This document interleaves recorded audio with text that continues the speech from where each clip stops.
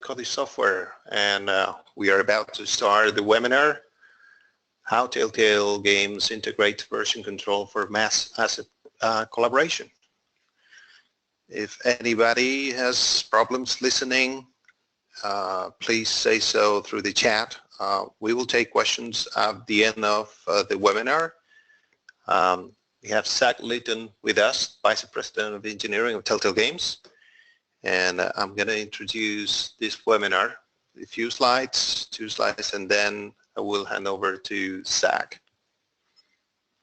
So I hope everybody can hear well. And let's get started.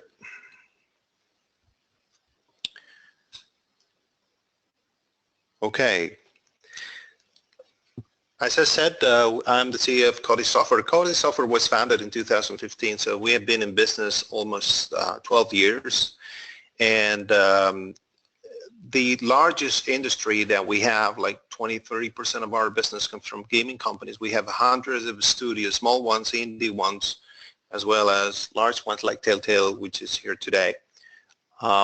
We have a specific things on our product that hopefully serves better the game developers and artists working in gaming studios than any other tool in version control in the marketplace.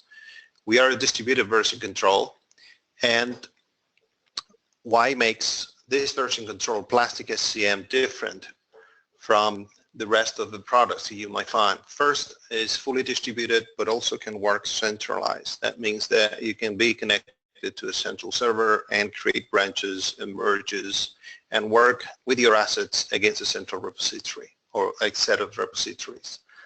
Second, the fully distributed nature allows you to work disconnected from the network and being able to have your local repos and then push-pull against another server if you wish. The second is branching and merging, which is made very simple and powerful, that is being used by developers in many industries, from automobile to financial services, defense, embedded electronics on a worldwide basis. The third one is a rich graphical user interface, very easy to use, but also works in a straight command line interface.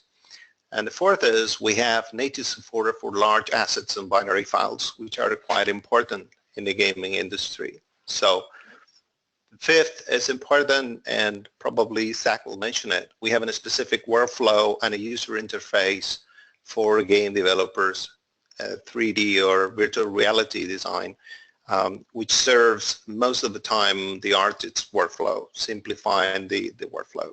The sixth might or might not be important, security management of the source code. You can set permissions.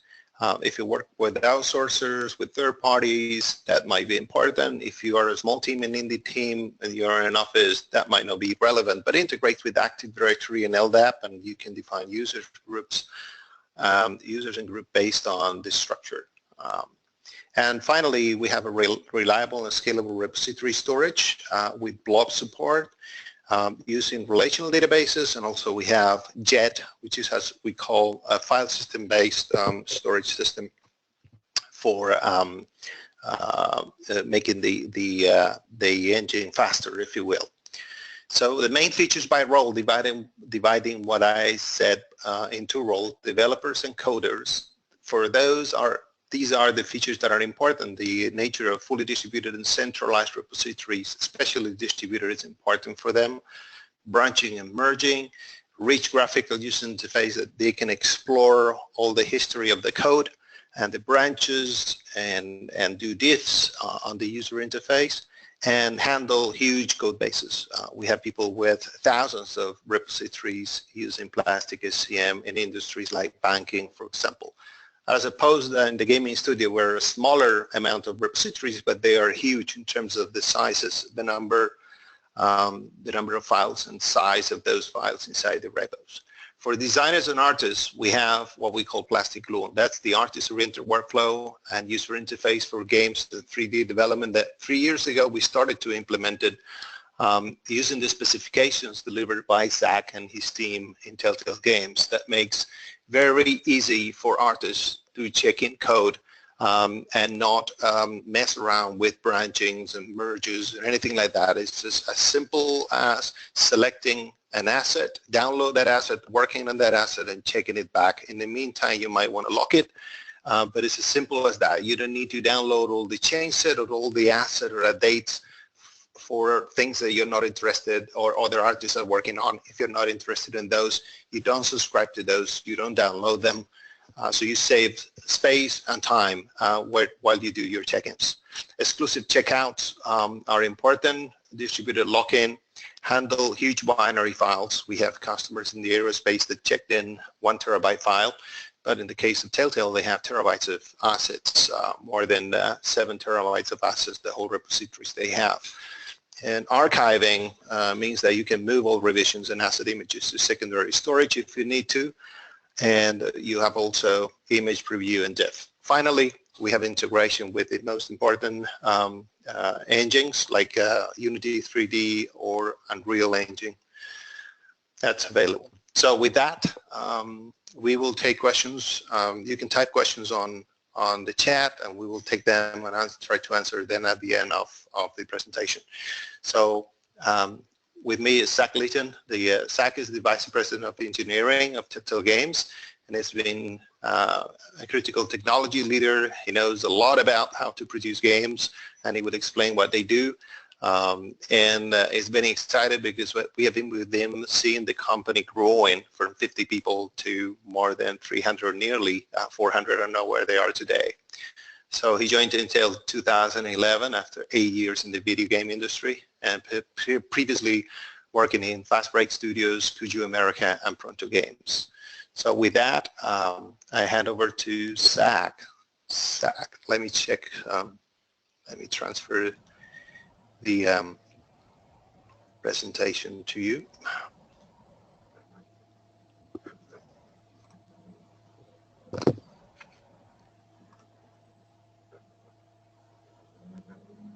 Hello. Hopefully everything can be seen okay here. Yep. Perfect. So hi, my name is Zach Litton. Like Patrick was saying, I am the Vice President of Engineering at Telltale Games, and we've been using Plastic for 3 or 4 years now, and you know, really kind of worked a lot with Coda software to try to get something that worked really well for, you know, game industry. You know, we were never kind of satisfied with any of the existing solutions out there, and I'll kind of go into reasons why. I think, you know, what Telltale does and what we were looking for when we were looking for a source control provider. You know, we, you know, just early on, you know, I think we had used initially years and years ago Visual Source Safe, which was not wonderful in many respects, but you know, it had a couple of key features that worked well with assets that kept us on that for far too long. And when I actually went to try to find something, you know, I really evaluated every source control provider I could out there to try to find exactly what we wanted, and really did leave unsatisfied that there wasn't anybody filling what we felt was useful. But luckily we had found Codis, and they, you know, we had all kind of agreed on to work on this user interface, and you know, their backend was really robust, so we decided to go with it. So what I'm going to do today is run you through, you know, what Telltale kind of does, how we build games, and you know, and then kind of explain how that's used, you know, kind of in general in the industry, and then how Plastic fits into that. And please, you know, just like you said, throw up any questions there, and I'll get to them at the end, or if, you know, I see them halfway, I can always answer on the actual slide. So Telltale Games, you know, hopefully some of you guys are familiar with a few of the games we do. You know, we did Game of Thrones, we did some Walking Dead games, we recently did a Minecraft game, Guardians, and, you know, of course last year did our Batman series. You know, the thing about Telltale Games that makes us some of the unique stuff that we do, you know, we're pretty much 100% narrative-based games. At the moment, they're all fully licensed, so we're using other people's IP to kind of, and building products around them. We're digital first, so we do have a retail market. We are largely throwing around things for the digital marketplace, which is what allows us to kind of move and get out so much product. We're episodic as well, which means every piece of content isn't a single game, but really between 5 and 8 pieces of data and games that are around there. And this becomes pretty important when you consider we've done nearly 30 series and 112 episodes, and that we do all of this development live. So, while the first episode is out in the market, we're still working on the second and third and fourth. So it kind of goes, as we run. And this has a pretty big impact on how we use source control, because unlike a lot of places where, you might work on something for 2 years and you're very concerned only about, how you're going to get everything built over those 2 years and kind of shared, we are constantly shipping.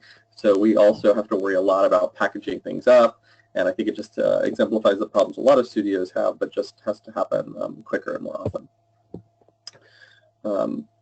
And another thing about Telltale is we ship everywhere. We run on consoles, we run on laptops, cell phones. We have about 10 platforms and 22 SKUs that we ship on. And we're always expanding that every year, looking for the next device that we're going to be able to ship and get on.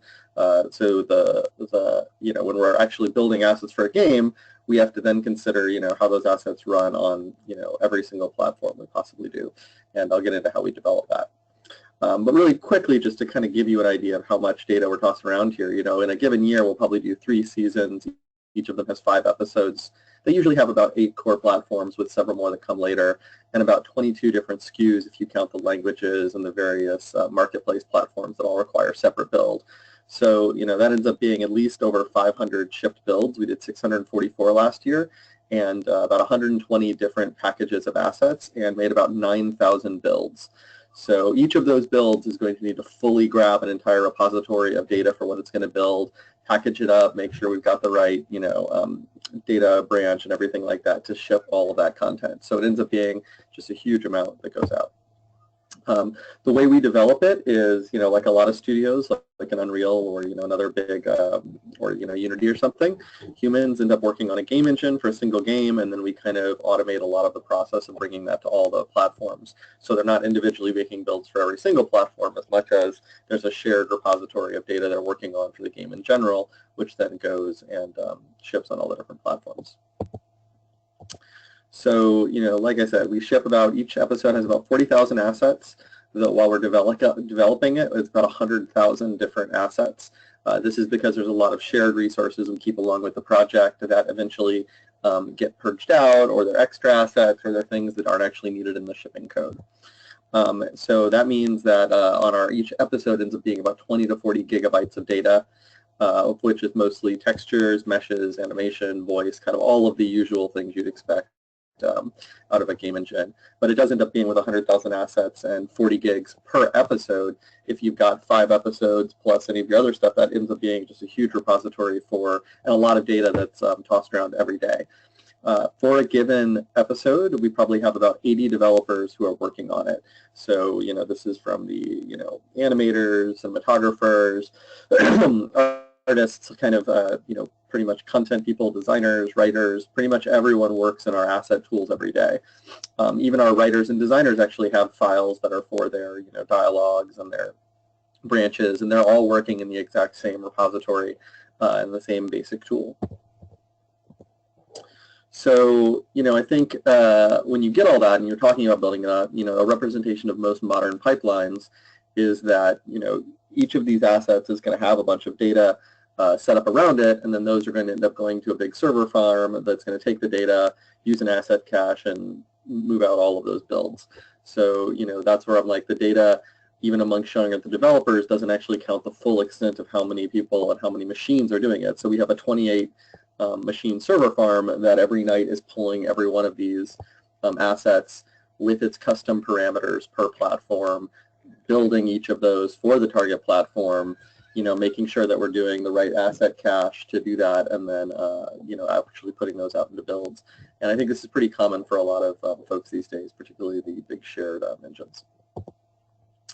So, regarding source control, I think one of the things you get into pretty quickly is your game is built of a lot of complex interrelated files. So, things like scenes or levels or that abstraction is usually something that has a lot of, has dependencies related to it. Meshes, for instance, are always related to lighting. So if you alter the position of a mesh, your baked lighting is going to be different. There's definitely state management in terms of the level where a certain scene or dialogue might be is dependent on, other pieces coming in at the same time.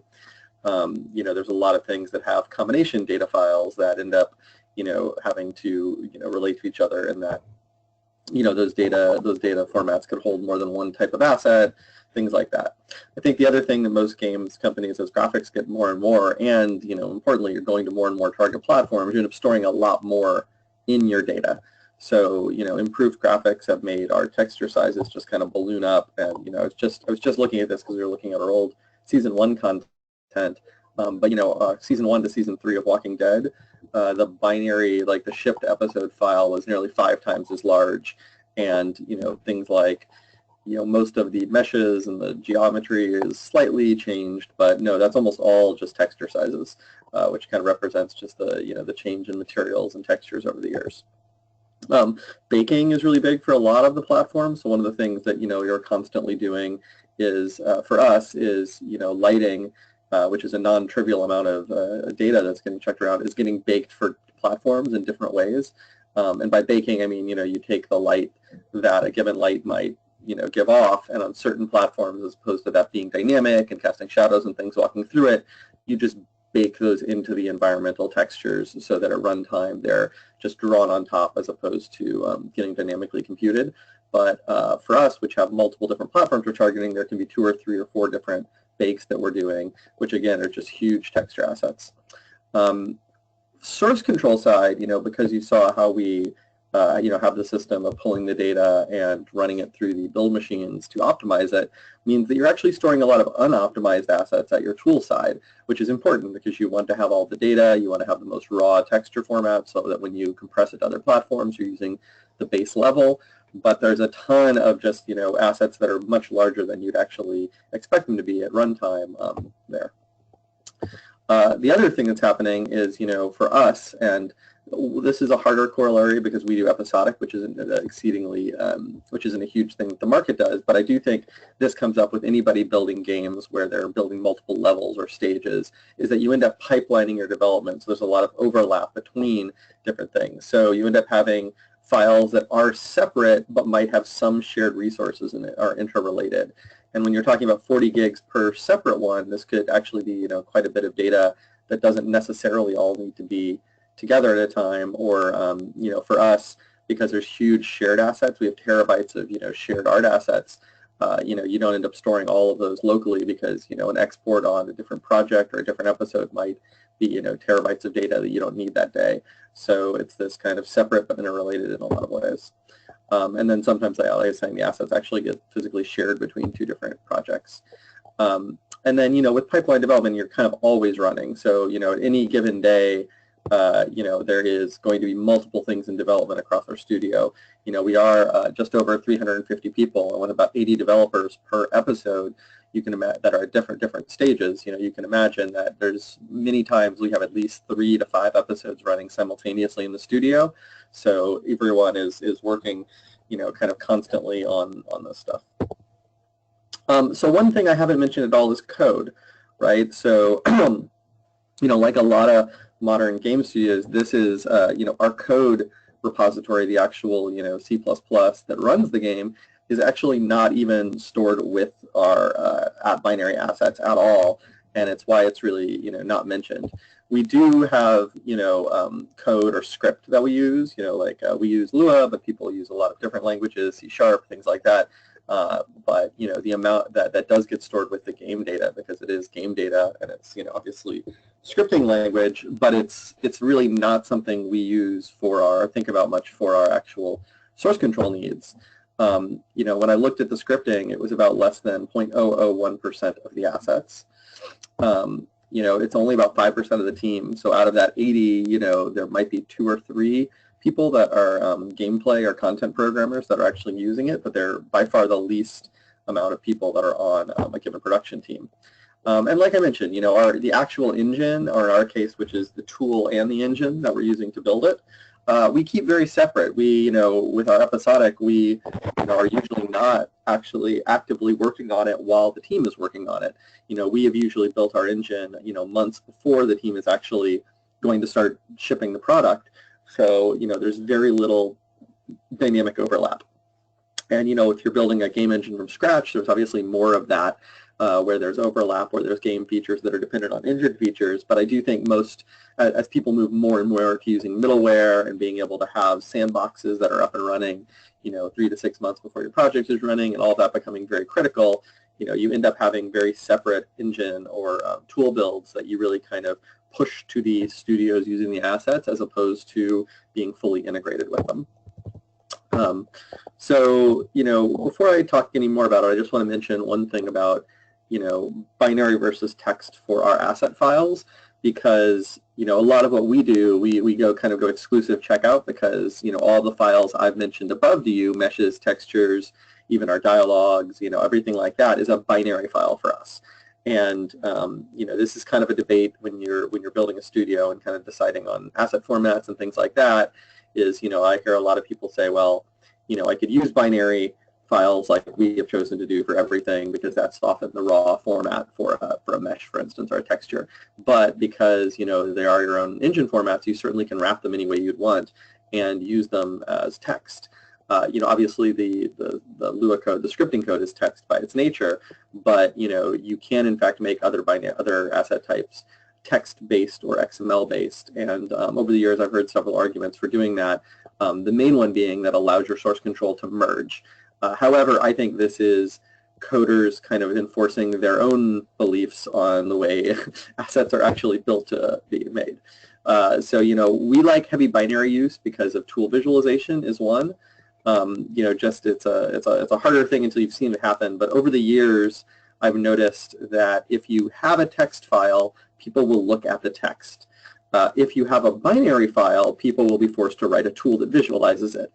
And just from a very core development standpoint, I think you're better off taking the extra time to write a tool that visualizes the binary, as opposed to, you know, looking at it. And we've over the years developed ways that automatically take any of our binaries and can visualize the pieces of them that are understood by the system, so that, you know, color types get a nice little color wheel and other ways to visualize all of that. But I think for a studio, that's a very important thing to do.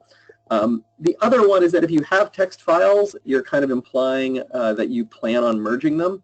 And if you plan on merging them, this can get very complicated. Now, code merger, on the other hand, very different. So I'm not talking about that. Code merger is a well-established kind of tools for it, and you know, Codis obviously makes with their Full Plastic has great merging tools. That's a whole kind of separate business.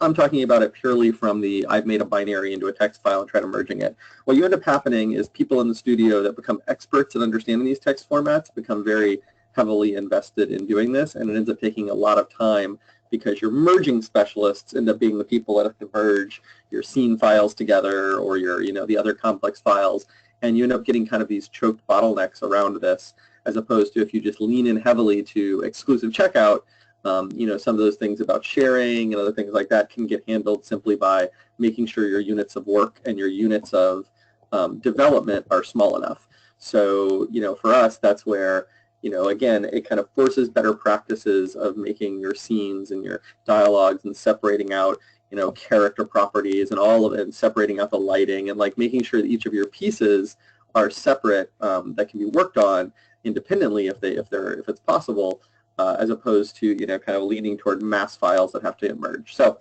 anyway, it's just a choice. I've heard very good arguments for making things text-based, but this is why we don't. And because we have exclusive binary, that obviously heavily influences our source control thinking. So when like I said, about 4 years ago, I really I built a big Excel sheet. I listed all of our source control needs for our studio, and then I literally looked at every single source control out there. I think I ended up investigating 16 or 17 of them, you know, just to try to find exactly what would meet all of our needs. So the biggest one, and I'll be honest, this was the #1 killer of 98% of the source controls out there, was just industrial strength. Like you know, with the amount of assets we throw around and the amount of people we're working on every day on the project, we absolutely have to be industrial strength code in terms of transfer speed. So, you know, if we can't get more than a gigabyte a minute transferred, again, with hundreds of thousands of files, so, you know, a raw, just about any source control will chuck a gig a minute at a file that's, 2 gigs, right, because it's a single file transfer. But if you're talking, you know, a gig of data that's split across 40,000 files, that's a very complicated problem to solve when you've got 80 people trying to synchronize it all at once. So that was our number one kind of watermark, and ended up cutting out a lot of source control at the time. The second one, which is also really difficult, believe it or not, was simple and easy to use. Because of this thing where I think source control has largely been developed as a way to, appropriately, a way for code, right? Because you want to control your code and be able to keep it. But because that was what all source control was built for, the simple and easy to use was lost. You know, it's much like branching, visualization of branching as a first-class citizen was kind of the norm of a lot of things, or command line development, like Git, or, you know, these kind of other ways that, like, there was a lot of push toward that in the source control world, which I felt was running the exact opposite direction of what you need to be doing, which is making something that I can get an artist right out of school and without any, you know, training at all is going to realize, hey, this looks like a file system. I right-click and I say, grab that file. Great, I've got that file now. Let me work on it. Now check it back in. Right-click and go. So that was really important for us to use, that it wasn't going to complicate people with branches and tags and all of this. Even if it had that power, that was not power we felt that most of the studio really ever cared about. They just want to work on their code, on their data. Floating was an interesting one, and this was one that nothing had, but was one that we, you know, was important to us, and you know, we were able to work with Plastic to get it. But, you know, when we're talking about 80,000 files and all of this, you know, massive amount of data that you're chucking around, and again, one kind of shared code base of all 5 episodes because it's sharing across different ones, you can't have the rule like you would in a code base of you must be 100% update with everything before you're able to check in anything. While in code, that is an amazingly important thing to have happen. In assets, it really is not 100%. For instance, while if I'm, you know, working on the scene itself or like a level, obviously you want to be fully update with the level, make sure your work in the scene is good, and then check it in. That's great. However, if you are exporting baked lighting, if you're adding new meshes, if you're, you know, maybe editing some dialogue, you know, you're doing all of this stuff, you don't actually need to be fully up to date with everything. So we needed to have this capability where if a user is going to go in and edit a few lines in our scene text file, that is a very independent early process, they didn't necessarily need to have the 40 gigs of textures that came in that day that were exported. But when they check in, it's still able to jump onto trunk and to be at the latest with somebody getting that. This could be dangerous. In practice, it is not. Because you do need to check in the interrelated and shared assets, it ends up being that people that are working on things that need to be interrelated are, but it still allows us to do the really important thing of, you know, the people that are just basically adding more fuel to the game, adding more data in, don't need to be fully up to date to get that data in, so they can work really quickly and, you know, like I said, export a level, export some meshes without having to then make sure all of the downstream dependencies that are going to use their data are fully up to date. We do a lot of automation, as might have been seen by the top. Our tools also integrate source control directly into them, so, you know, we had to have just a lot of ability to, you know, script it, have an API. This one was one that was a lot easier. A lot of people have this, but it was important for us. And then another interesting one we had that was kind of a stretch goal was partial workspaces. So, you know, we have, like, you know, Francisco saying, like a, you know, 3 to 5 terabyte art database that no single person wants to store on their machine at any time. But, you know, it was important for us to keep that all in one place because there are a lot of interdependent assets between those. So being able to pull to your system just pieces of a game or pieces of a workspace was also something that was supported in Source Safe, and was something that we could live without, but would be very handy for us and allow us to not have to break things into hundreds of little databases and things like this, so that, you know, somebody could be working on one episode or episode 3 and be like, well, I don't need the local data for episodes 1 and 2 because it's unrelated, and uncheck those, or I don't need the build systems, or, you know, like they're able to kind of hand and choose it. The more important place for this is with our massive shared art database, because we share across multiple projects, and so we needed to be able to grab the Maya resources without having all of that. So the things we didn't need when we were looking at source control, which was just as important because this is what the stuff that I think a lot of it catered to, is we really did not need heavy branching. We obviously branch a huge amount in our code base, but for our binary assets, when we looked at it, the number of cases over the years where we have to branch our binary assets is pretty insignificant. It's 2 or 3 times, and usually it's related to a port to a new platform that's going to heavily change it. And in many cases, it was just like, let's just copy the database and make a new one if we're going to change the code that much. We use, obviously, tagging and things underneath the hood to, like our build team does, in order to make sure that, like, hey, we're building the assets for a certain point in time. But again, that was not something that anybody on the floor actually needed. We wanted everybody kind of live working in the same space at the same time, because we don't have a lot where people are out kind of working on alternate features on their own. We don't need it optimized for code, which is what I felt most of the source control needs were kind of built at the time. So that's where, we kind of went with Plastic. I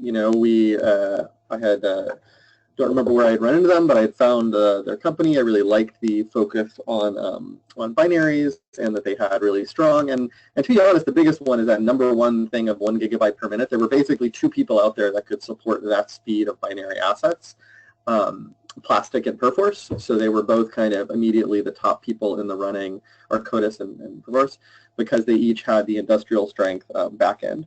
I had also investigated a couple of other just strong backends that didn't have a source control front end that I was honestly considering as a third option at that time. Building my own interface was going to be the backup, because I felt like, in both cases, the interfaces were not simple enough for, or just adding more complexity than we needed at the time. And again, we're very code focused. So we were really considering just kind of building our own at the time. But that was where, Codis, really decided to work with us, and we're like, they want to try to hit this market as well. There really hasn't been anyone in this market in a number of years for people that have tried to hit like a artist-friendly system. So that's where, we worked together for a few years and got the Gluon interface built. So, like I said, we had very competitive speeds for asset sizes, among the top.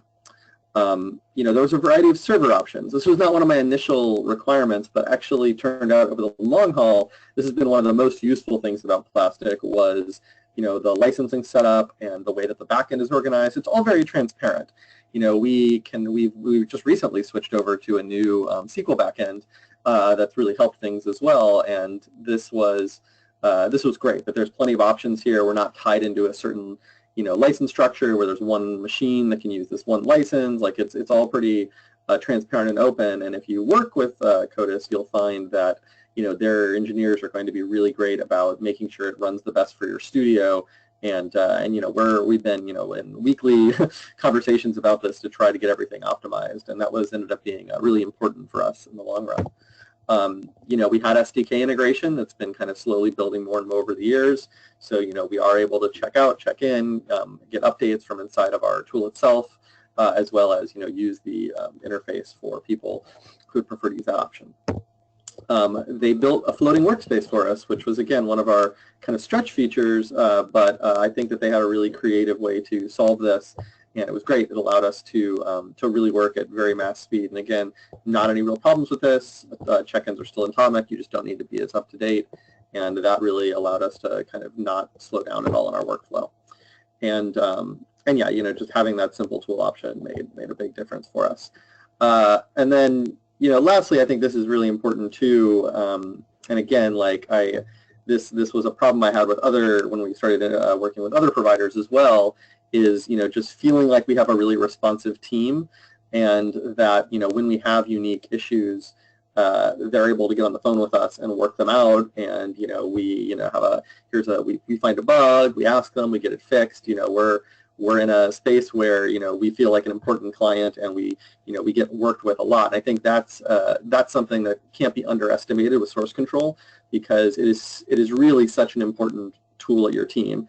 And honestly, yeah, we were looking at our server team the other day, and we have a separate team that manages our online services. We're like inside our studio, the single most important server that we have to keep running. The most important thing for IT is absolutely our source control server, because it's the backbone of what our studio is. So, for that backbone, you want to make sure that you're getting a partner that's going to actually fix things for you, work through problems, talk with your IT team, and just make sure it's kind of running at peak performance. And that was really great, and that's been why we've really just stuck with them over the years, and because it's been really helpful. So here's some of the things I was talking about, some of the images of it, where the Gluon, the simpler interface. The real key with this is we wanted it to feel like a file system, because that's what people understand, right? That's what people are able to really just quickly understand that, oh yeah, that mirrors the file system I've got locally.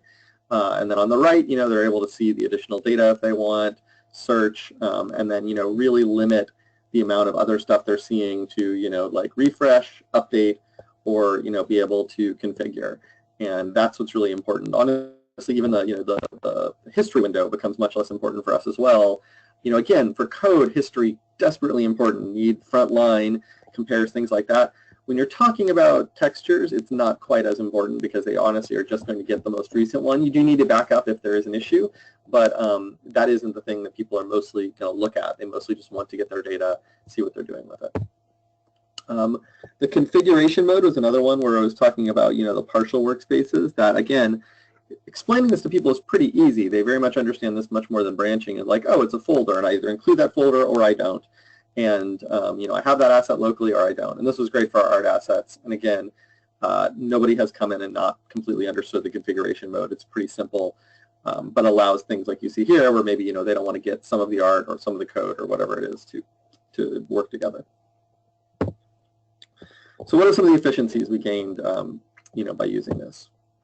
So certainly, like I said, for the gigabyte minute, speed of operations is really quick. As we switch, particularly as we switched away from source safe, which was very simple, but not exactly fast, and very error prone.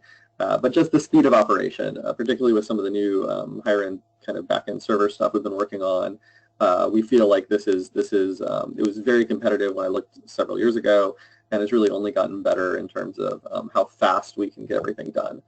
Getting out of the way, like source control, it's a piece of software, right, you use every single day, but it's best if you never kind of have to think about it. If you have to think about it, if you've got to get experts in it, if you have to spend a lot of time, explaining it to people, if you've got to have, if your IT team is spending half their time fixing source safe operations, if you have catastrophic errors where everybody needs to kind of like not check everything in and sync, that's getting in your way. So, the best efficiency you can have out of source control is that nobody really cares what you're using, because they don't really notice. It just was like, oh yeah, if I just check this in and out and I'm done. That's really the mark where I think you're going to get the most efficiency out of it, because people are going to be working on their jobs and not on trying to figure out the assets. The customized solutions we really got. We understood that, while I think a lot of the things we do are very, kind of common and good for the industry, if people kind of, really deeply look at how they're using their assets, they'll realize that some of the solutions that, that we've got are very good for an art-centric development, which again is pretty much all game development these days. Is very little kind of, it's very separate than the code solution. So having some of these customized solutions for us absolutely improved the efficiency of our studio, because we just didn't need to, the workarounds for that would have been time-consuming. And ultimately, we got our mass asset collaboration, where now, we're able to get these hundreds of people working every day, sharing the assets, having the most recent, and having all of that ready to go. So yeah, so that is my presentation. I think we wanted to check if we have questions. Maybe I'll pop back over to Francisco real quick. Yeah, thank you, Zach. I think it was to the point.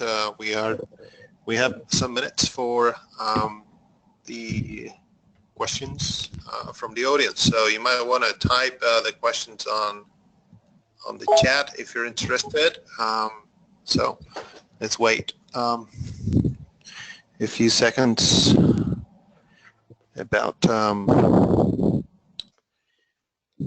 I wait for the questions. Oh, there's a question here. Oh, there's nothing. While I wait for the questions, Zach, did you mention the growth that you have during these 4 years? Yeah, the growth in terms of artists. Yeah, 5 years ago we had 40 people or so at the studio, and and that's where source control was very, very easy with only 40 people, and pretty much we're all in the same room. But yeah, now we're I've seen us grow almost 7 times in size and have to try to accommodate all of that with as the size of the projects and the assets and the number of them we're doing each year have just kind of sped up rapidly. All right. So I guess we have no questions from the floor. Anybody wants to raise their hand or something? Otherwise, we are almost done today. So I hope you like this presentation, this webinar. I thank you very much, Zach, for being available to share your experience with our customers and people testing Plastic SCM right now. And look forward to talking to you all. Just mail me or mail us at sales@collisoftware.com if you need further information. There is a question here from Ben Hopkins. Said, what is the rough ratio of use between Gluon GUI client and CLI? So if from CLI, so nobody uses it on the command line other than the tools themselves. So I would say out of our 80 developers, probably 70 of them, 75 use the Gluon API. The command line interface is used through our tools, and those get used again by probably everybody in some respects, but most people, they like the separation of having a different API they can do, because it allows them to check in and out before they necessarily launch the tool, so they kind of split the use of them. The older GUI client, probably only 3 to 5 people on that team use, and it's almost exclusively build engineers and other kind of people that are dealing with it in a different way, or things like that. So nearly everyone is using Gluon or integrated into our tools. Great. Thank you. Anthony asks, what database backend do you use to allow such traffic? Yeah, we just switched over to, what was it? Jet. Jet, yeah, we just switched over to Jet, which was great. That has been huge, nice speed improvements with the amount of people and files we have. Yeah, that is a file system database that we built, and we launched 6 months ago prior to GTC, and Telltale was actually the first customer testing it. It's now deployed, and you can use it if you download Plastic SCM 6.0 as included. So, yeah. Yeah, very fast. We saw really nice improvements in operation speed when we got that in. Yeah, we found interesting in the gaming, but also some other industry customers are using it too. People with more than 1,000 developers are testing right now and see performance improvements from using a relational database. Okay, Alex asked, can you talk a little bit about how you coordinate asset and task tracking with Plastic SCM revisions? Sure, yeah, we use Jira for our task tracking. So Jira kind of gets all of our bugs and tasks, and so we're able to look up revisions in there. Like it's easy to search between the two. So in Jira, we kind of list Plastic revision IDs if we need to associate between the two, or when you're marking it checked in, they'll put a Jira link inside of there, and so we use it that way. And then some of our automated software just searches those and is able to, like our build software searches those in order to know what bugs have been fixed in a build. Great, excellent. Okay, any more questions? Come on, don't be shy, guys. Yeah, and also feel free to reach out to Plastic if you guys want follow-up questions with me. I'm sure they can hook you up with contact information if there's more you guys need over time as you explore with it, talking with customers. yeah, as you use a product or test the product, you can send us questions. Okay, I think we're almost done. It's 45 minutes already. I think everybody in the morning in the Pacific time is going to be starting the day, and here in Europe it's a little bit late. It's 6:45 p.m. So I thank you very much for everybody attending this webinar, and look forward to talking to you soon. Okay. Bye-bye. Thanks.